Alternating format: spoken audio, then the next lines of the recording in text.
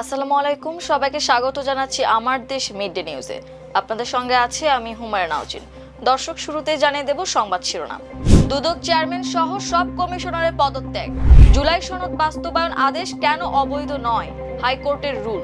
আদালতের ঘাড়ে বন্দুক নয়, অবিলম্বে গণভোটে পাশ করা জুলাই জাতীয় সনদ কার্যকর দেখতে চায় জামায়াত। ট্রাম্পের সতর্ক বার্তা উপেক্ষা করে সৌদিতে ফের ড্রোন হামলা ইরানের। বাহরাইনে মার্কিন বিমান ঘাঁটিতে ড্রোন ও ক্ষেপণাস্ত্র হামলার দাবি আইআরজিসি। 24 ঘন্টায় 96 সহ ইরানে নিহত ছাড়ালো 700। ইরাকে মার্কিন সামরিক আস্তানায় ড্রোন হামলা।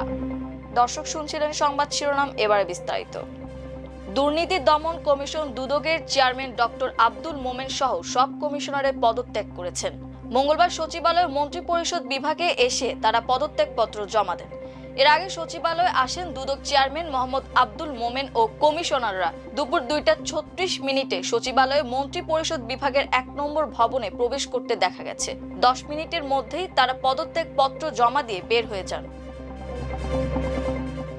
জুলাই জাতীয় সনদ বাস্তবায়ন আদেশ গণভোট অধ্যাদেশ কেন অবৈধ হবে না তা জানতে চেয়ে রুল জারি করেছেন হাইকোর্ট। রুলের সংবিধান সংস্কার পরিষদের সদস্য হিসেবে শপথ কেন অবৈধ হবে না তাও জানতে চাওয়া হয়েছে। মঙ্গলবার বেলা 11টার দিকে বিচারপতি রাজিক আল জলিল ও বিচারপতি মোহাম্মদ আনোয়ারুল ইসলাম শাহিনের হাইকোর্ট বেঞ্চে রুল জারি করা হয়। মন্ত্রিপরিষদ সচিব, আইন সচিব, জাতীয় ঐক্যমত্য কমিশন, প্রধান নির্বাচন কমিশনার সহ সংশ্লিষ্টদের 4 সপ্তাহের মধ্যে রুলের জবাব দিতে বলা হয়েছে। আদালতের রিটের পক্ষে শুনানি করেন জ্যেষ্ঠ আইনজীবী আহসানুল করিম, আইনজীবী সৈয়দ মামুন মাহবুব। রিটের বিরোধিতা করেন জ্যেষ্ঠ আইনজীবী মোহাম্মদ হোসেন লিপু, ব্যারিস্টার ইমরান আব্দুল্লাহ সিদ্দিকী, অ্যাডভোকেট মোহাম্মদ শিশির মনির। তাদের সহযোগিতা করেন আইনজীবী জহিরুল ইসলাম মুসা, আইনজীবী সাদ্দাম হোসেন, আইনজীবী আজিম উদ্দিন পাটোয়ারি। এর আগে গত সোমবার জুলাই জাতীয় সনদ বাস্তবায়ন আদেশ গণভোট অধ্যাদেশ ও সংবিধান সংস্কার পরিষদের সদস্য হিসেবে শপথের বৈধতা চ্যালেঞ্জ করে পৃথক রিট দায়ের করা হয়। রিটে জুলাই সনদ বাস্তবায়ন আদেশ বাতিল চাওয়া হয়।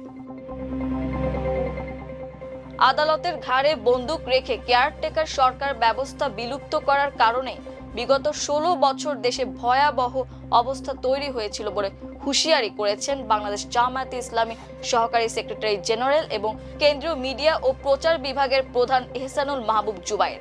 তিনি বলেন, এ ধরনের ঘটনার পুনরাবৃত্তি ঘটুক তা আমরা আর দেখতে চাই না। তাই জুলাই জাতীয় সনদের বিষয়টি জাতির সামনে স্পষ্ট হওয়া উচিত। বিষয়টি যেহেতু গণভোটে পাশ হয়েছে, তাই আমরা অবিলম্বে এটি কার্যকর দেখতে চাই।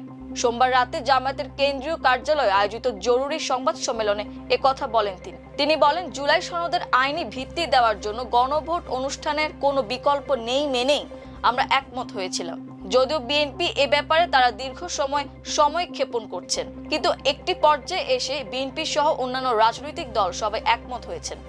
তিনি আরো বলেন, অতীতেও জাতীয় সংসদের কিছু বিষয় আদালতের কাঁধে ভর করে আদালতে নিয়ে যাওয়া হয়েছে। তখন সংকট আরো বেশি ঘনীভূত হয়েছে এবং জাতীয় বিপর্যয় নেমে এসেছে। বিশেষ করে আপনারা জানেন, আদালতের ঘাড়ে বন্দুক রেখে কেয়ারটেকার সরকার ব্যবস্থা বিলুপ্ত করার কারণে বিগত 16 বছর দেশে ভয়াবহ অবস্থা তৈরি হয়েছিল। এই ধরনের ঘটনার পুনরাবৃত্তি ঘটুক তা আমরা আর দেখতে চাই না। তাই জুলাই জাতীয় সনদের বিষয়টি জাতির সামনে স্পষ্ট হওয়া উচিত। বিষয়টি যেহেতু গণভোটে পাশ হয়েছে, তাই আমরা অবিলম্বে এটি কার্যকর দেখতে চাই। To eliminate the grave threats posed to America by this terrible terrorist regime. President Donald ট্রাম্পের সতর্ক বার্তা উপেক্ষা করে সৌদি আরবে ফের ড্রোন নিক্ষেপ করেছে ইরান। এবার হামলা করা হয়েছে রাজধানী রিয়াদ ও এর সংলগ্ন উপশহর আল খারিজে। এক বিবৃতিতে সৌদির প্রতিরক্ষা মন্ত্রণালয় থেকে নিশ্চিত করা হয়েছে এ তথ্য। বিবৃতিতে বলা হয়েছে, ইরান থেকে আসা ড্রোনগুলোর মধ্যে অন্তত 8টিকে আটকে দিতে পেরেছে দেশটির প্রতিরক্ষা বাহিনী। তবে কয়েকটি ড্রোন ছোড়া হয়েছিল এবং এই হামলায় কোনো ক্ষয়ক্ষতি হয়েছে কিনা সে সম্পর্কিত কোনো তথ্য বিবৃতিতে পাওয়া যায়নি। এর আগে মঙ্গলবার ভোরে সৌদি আরবের রাজধানী রিয়াদে অবস্থিত যুক্তরাষ্ট্রের দূতাবাসে 2টি ড্রোন হামলা করে ইরান। তখন বিষয়টি নিশ্চিত করে সৌদির প্রতিরক্ষা মন্ত্রণালয় দাবি করে, হামলায় অবকাঠামোগত ক্ষয়ক্ষতি খুবই কম হয়েছে। বার্তা সংস্থা রয়টার্স জানিয়েছিল শক্তিশালী বিস্ফোরণের পর মার্কিন দূতাবাসে আগুন লেগেছে। বার্তা সংস্থা এএফপি কে প্রত্যক্ষদর্শীরা জানিয়েছিলেন তারা বিকট শব্দ শুনতে পেয়েছেন। এর কিছুক্ষণ পর হামলার বিষয়ে জানায় সৌদির প্রতিরক্ষা মন্ত্রণালয়ের এক মুখপাত্র বলেছেন, প্রাথমিক ধারণা অনুযায়ী রিয়াদে অবস্থিত মার্কিন দূতাবাসে 2টা ড্রোন দিয়ে হামলা করা হয়েছে। রিয়াদে অবস্থিত মার্কিন দূতাবাসে ড্রোন হামলার ঘটনার পর কঠোর প্রতিক্রিয়ার ইঙ্গিত দিয়ে যুক্তরাষ্ট্রের প্রেসিডেন্ট ডোনাল্ড ট্রাম্প তাৎক্ষণিক বলেছিলেন এ ঘটনার জবাবে ওয়াশিংটন খুব শীঘ্রই বড় ধরনের পদক্ষেপ নেবে। মার্কিন সংবাদ মাধ্যম নিউজ ন্যাশনের সাংবাদিক কেলি মেয়ারকে দেওয়া এক সাক্ষাৎকারে ট্রাম্প বলেন, এই হামলার জবাবে আমরা কি করতে যাচ্ছি তা আপনারা খুব দ্রুতই দেখতে পাবেন। তবে ট্রাম্পের সেই হুমকিকে বৃদ্ধাঙ্গুলি দেখিয়ে ফের হামলা চালালো ইরান। এদিকে রিয়াদে মার্কিন দূতাবাসে হামলার ঘটনার পর দেশ জুড়ে সব কনসুলার সেবা স্থগিত করেছে যুক্তরাষ্ট্র। দূতাবাস কর্তৃপক্ষ জানিয়েছে পরবর্তী নির্দেশ না দেওয়া পর্যন্ত সাধারণ ও জরুরি সব ধরনের অ্যাপয়েন্টমেন্ট বাতিল করা হয়েছে। United States embassy in Riyadh এক বিবৃতিতে জানায়, রিয়াদ, জেদ্দা ও দাহারান সহ বিভিন্ন মিশনে মঙ্গলবার শেল্টার ইন প্লেস নির্দেশনা কার্যকর রয়েছে, অর্থাৎ কর্মীদের নির্দিষ্ট স্থানে অবস্থান করতে বলা হয়েছে এবং বাইরে যাতায়াত সীমিত করা হয়েছে। বিবৃতিতে আরো বলা হয়, দূতাবাসের স্থাপনায় হামলার কারণে পরবর্তী নির্দেশ না দেওয়া পর্যন্ত কেউ দূতাবাস এলাকায় আসবেন না। একই সঙ্গে সৌদি আরবে অবস্থানরত মার্কিন নাগরিকদের ব্যক্তিগত নিরাপত্তা পরিকল্পনা বজায় রাখার পরামর্শ দেওয়া হয়েছে। মধ্যপ্রাচ্যের সাম্প্রতিক উত্তেজনার মধ্যে কূটনৈতিক স্থাপনাগুলো বাড়তি নিরাপত্তার ঝুঁকিতে রয়েছে বলে বিশ্লেষকদের ধারণা। আঞ্চলিক সংঘাত ও পাল্টাপাল্টি হামলার জেরে বিদেশি মিশনগুলো সতর্ক অবস্থানে রয়েছে। পারস্য উপসাগরীয় অঞ্চলে নতুন করে যুদ্ধের আগুন জ্বলে উঠেছে। বাহরাইনের শেখ ইসা এলাকায় অবস্থিত একটি মার্কিন বিমান ঘাঁটিতে ভয়াবহ ড্রোন ও ক্ষেপণাস্ত্র হামলা চালানোর দাবি করেছে ইরানের সামরিক বাহিনী Islamic Revolutionary Guard Corps IRGC. এক প্রতিবেদনে এ তথ্য জানিয়েছে আল জাজিরা। এক বিবৃতিতে আইআরজিসি জানায়, সোমবার ভোরে পরিচালিত অভিযানে 20টি ড্রোন ও 3টি ক্ষেপণাস্ত্র ব্যবহার করা হয়।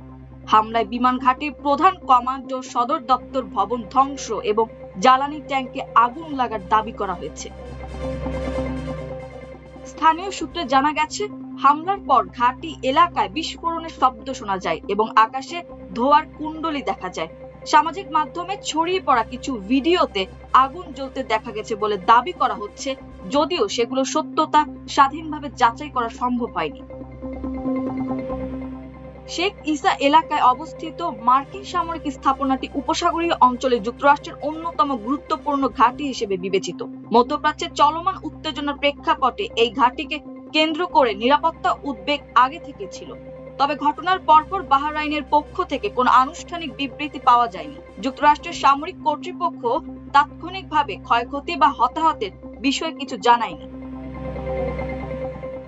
এদিকে ইরানি হামলায় নিজেদের এক নৌ কর্মকর্তা নিহত হওয়ার তথ্য দিয়েছে কুয়েত। দেশটির সশস্ত্র বাহিনী বলেছে, একটি সামরিক অভিযানের সময় ওই কর্মকর্তা নিহত হন। তবে কোন অভিযানে কিংবা কোন পরিস্থিতিতে তিনি নিহত হয়েছেন সে বিষয়ে তারা কিছু জানায়নি। এছাড়াও বিশ্বের অন্যতম গুরুত্বপূর্ণ সমুদ্র পথ হরমুজ প্রণালী পুরোপুরি বন্ধ করে দেওয়ার ঘোষণা দিয়েছে আইআরজিসি। তারা হুঁশিয়ারি দিয়ে বলেছে, এই পথ দিয়ে কোনো জাহাজ পার হওয়ার চেষ্টা করলে সেটিতে আগুন ধরিয়ে দেওয়া হবে। আইআরজিসির নতুন প্রধান আহমদ ওয়াহিদির জ্যেষ্ঠ উপদেষ্টা ইব্রাহিম জাব্বারি গতকাল সোমবার দেশটির রাষ্ট্রীয় গণমাধ্যমকে বলেন, প্রণালীটি এখন থেকে বন্ধ ঘোষণা করা হলো।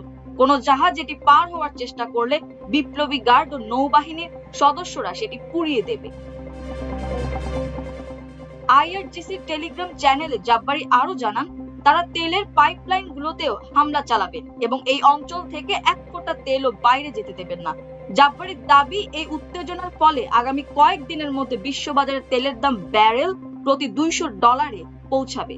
তিনি বলেন, হাজার হাজার কোটি ডলারের ঋণে জর্জরিত মার্কিনীরা এই অঞ্চলের তেলের ওপর নির্ভরশীল, কিন্তু তারা জেনে রাখুক, এক ফোঁটা তেলও তাদের কাছে পৌঁছাবে না। সর্বোচ্চ নেতা নিহতের পর ইরান ব্যালিস্টিক ক্ষেপণাস্ত্র ও ড্রোন দিয়ে ব্যাপক হারে পাল্টা হামলা শুরু করেছে। সেসব হামলার লক্ষ্যবস্তু হচ্ছে ইসরায়েল ও মধ্যপ্রাচ্যে থাকা যুক্তরাষ্ট্রের মার্কিন ঘাঁটি ও দূতাবাসগুলো। সর্বশেষ তথ্য মতে ইরানি হামলায় যুদ্ধরত 6 মার্কিন সেনা নিহত হওয়ার তথ্য দিয়েছে যুক্তরাষ্ট্রের সামরিক বাহিনী। তবে ইরানের দাবি অনুযায়ী নিহত মার্কিন সেনার সংখ্যা ছিল আরো বেশি। ইরানের পাল্টা হামলায় ইসরায়েলের শুধু বেইত শেমেশেই নিহত হয়েছে 9 জন। সে ঘটনায় 51 জন আহত হয়েছে, নিখোঁজ রয়েছেন 11 জন এবং আহতদের মধ্যে বেশ কয়েকজনের অবস্থা আশঙ্কাজনক। এছাড়াও ইসরায়েলের তেল আবিব শহরে বড় ধরনের ক্ষেপণাস্ত্র হামলা চালায় ইরান। হামলায় শহরটিতে 1 জন নিহত হওয়ার খবর জানায় দেশটির সংবাদ মাধ্যমগুলো। সে ঘটনায় 21 জন আহতের খবর জানা যায়। এছাড়াও ইসরায়েলি দালাল হিসেবে পরিচিত সংযুক্ত আরব আমিরাতে ইরানের ক্ষেপণাস্ত্র ও ড্রোন হামলা শুরুর পর থেকে এ পর্যন্ত 3 জন নিহত ও 58 জন আহত হয়েছে। এর মধ্যে আবুধাবি বিমানবন্দরে ইরানি ড্রোন হামলায় 1 জন নিহত ও 7 জন আহত হয়েছে। কুয়েতে ইরানি হামলায় নিহতের সংখ্যা দাঁড়িয়েছে 2 জনে, আহত হয়েছেন অর্ধশত। সর্বশেষ আজ নিজেদের এক নৌ কর্মকর্তা নিহত হওয়ার তথ্য দিয়েছে কুয়েত। দেশটির সশস্ত্র বাহিনী বলেছে একটি সামরিক অভিযানের সময় ওই কর্মকর্তা নিহত হন। তবে কোন অভিযানে কিংবা কোন পরিস্থিতিতে তিনি নিহত হয়েছেন সে বিষয়ে তারা কিছু জানায়নি। এর আগে দেশটির স্বাস্থ্য মন্ত্রণালয় জানায় অঞ্চলে চলমান পরিস্থিতির কারণে এক ব্যক্তি নিহত এবং 32 জন আহত হয়েছেন। অন্যদিকে ইরানে যুক্তরাষ্ট্র ইসরায়েলের যৌথ হামলায় সোমবার অন্তত 96 জন নিহত হয়েছেন বলে দাবি করেছে যুক্তরাষ্ট্র ভিত্তিক মানবাধিকার সংস্থা human rights activist news agency. নিহতদের মধ্যে 85 জন বেসামরিক নাগরিক ও 11 জন সামরিক সদস্য রয়েছেন বলে জানিয়েছে সংস্থাটি। এছাড়া সংস্থাটি বলেছে গত 28 ফেব্রুয়ারি হামলা শুরুর পর থেকে এখন পর্যন্ত মোট বেসামরিক নিহতের সংখ্যা দাঁড়িয়েছে অন্তত 742 জনের। এর মধ্যে 176 জন শিশু রয়েছে বলে দাবি করা হয়েছে। তবে এই পরিসংখ্যান স্বাধীনভাবে যাচাই করতে পারেনি বলে জানিয়েছে কাতার ভিত্তিক সংবাদ মাধ্যম আল জাজিরা। তবে এর আগে ইরানের ত্রাণ সংস্থা ইরানিয়ান রেড ক্রিসেন্ট সোসাইটি নিহতের সংখ্যা 555 জন বলে জানিয়েছিল।